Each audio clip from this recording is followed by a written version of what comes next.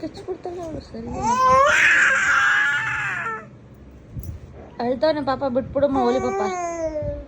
ಪಾಪ ಬಿಟ್ಟು ಹೇಳ್ತಾರೆ ಹೊಡಿತಾಳೆ ಅಂತ